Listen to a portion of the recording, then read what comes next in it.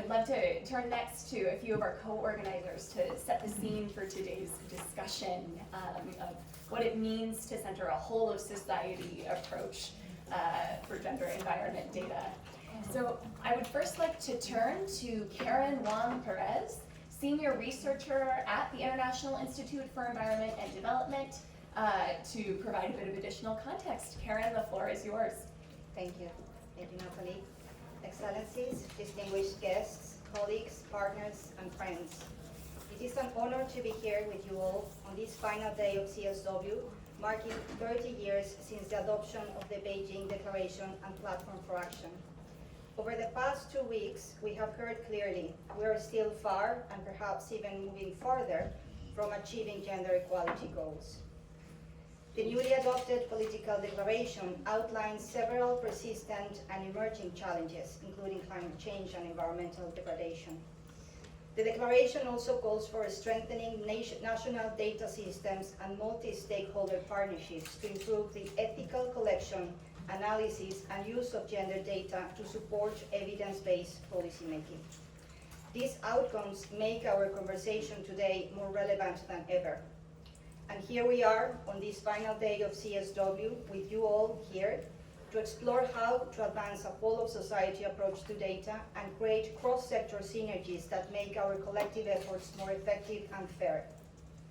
A key challenge remains: how do we measure progress or plan for the future if the lived realities of women or marginalized communities are missing from the data?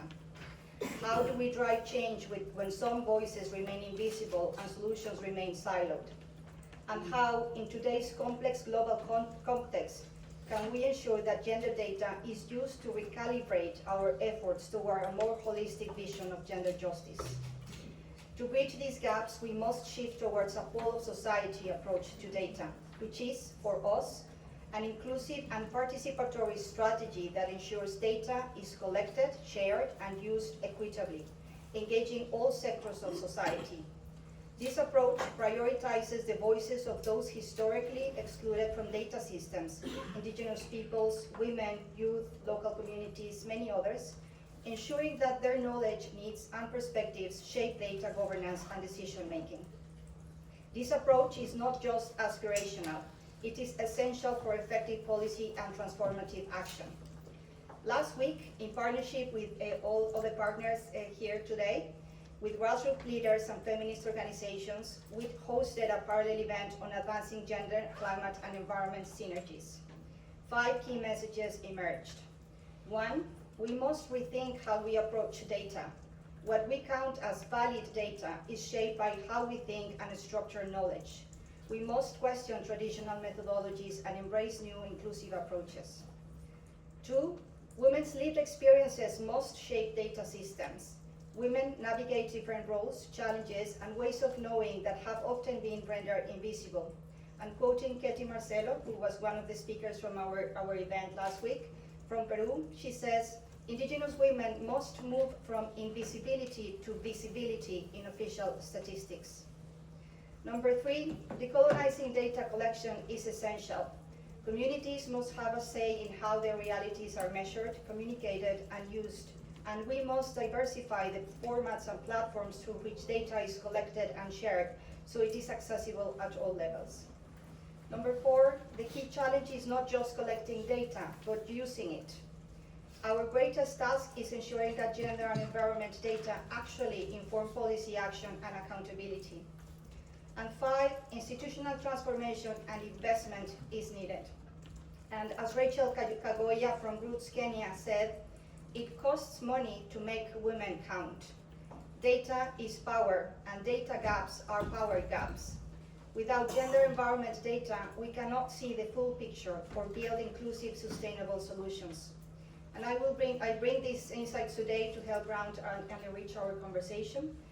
In today's session, we'll begin with a panel discussion exploring gender environment data gaps. We will showcase some examples of community-led initiatives and ways to advance a whole of society approach to data collection. We'll then move to an interactive discussion where you'll have a chance to reflect and share ideas. And finally, we'll close with reflections from our panelists and closing remarks from Juan Jose, our DPR, Juan Jose Quintana from Colombia. And to close my intervention, I would like to share a vision of a whole of society approach which I really like. It's from a social activist and feminist philosopher, Grace Lee Boggs, that says, what we need to do is encourage groups of all kinds and all ages to participate in creating a vision of the future that will enlarge the humanity of all of us, and then devising concrete programs on which we can work together, if only in a small way, to move towards that vision. When people come together voluntarily to create their own vision, they begin wishing it to come into being with such passion that they begin creating an active path leading to it from the present. And with that, I now hand over to Natalie. Thanks.